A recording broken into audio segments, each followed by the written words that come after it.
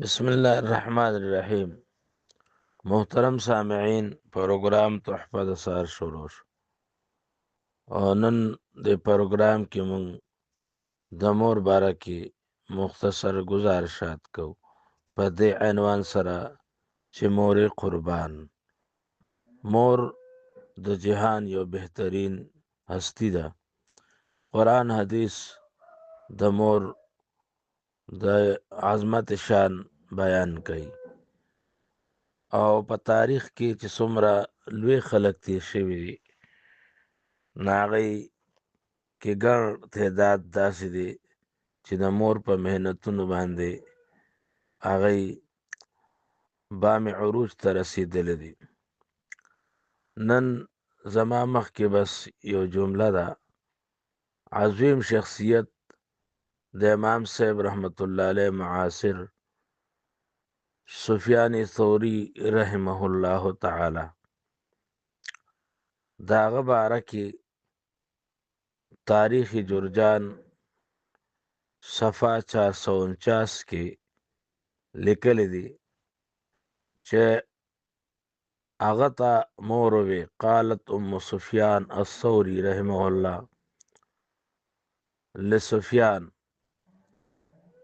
یا بنیا، اے بچیا، اطلب العلم، تا علم طلب کا، وانا اکفیک من مغزلی، او زبا سرخه کوما او طالب خرچه برابروما.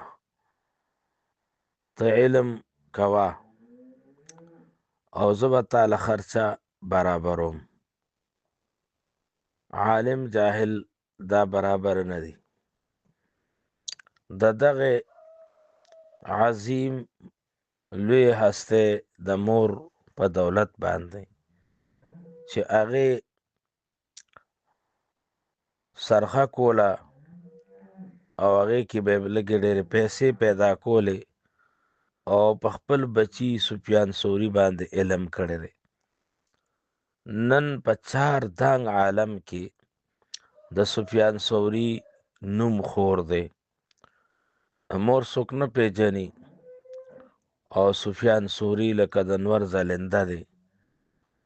خدا ټوله څیره د هغې د مور په سر ده او د هغې د هغه محنت په سر ده. دغې سرخې څونه تهجد، دغې سرخې څونه چې دی نو حفظ حدیث، او دغې سرخې په لاس باندې څونه زړونه هغه واړېدل چې نن هم د سفیان ثوری اعمال اقوال په آب زر سره د لیکلو قابل دي.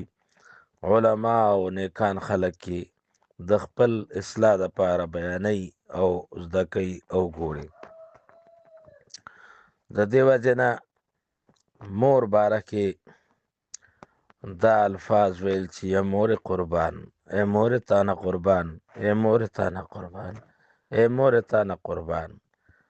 زه خپله د بچپن د خپلې مور واقعات یادوم چې د غربت زمانه کې زما د سفر، زما د علم خرچه هغې به د خپل کور د خرچې نه اضافه کوله او ماله به یې پټې راکړې چې دا ته استعمال که، دا مې د له خرچې نه بچ کړي دي. مور ستا عظمت ته دې سلامي،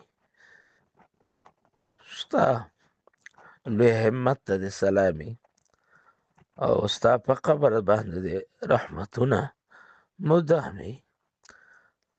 الله زمونږ مور او د تمام سامعینو میندې یا الله په اته واړه جنته کې او د چا جمدی دی عمر کې برکت کې.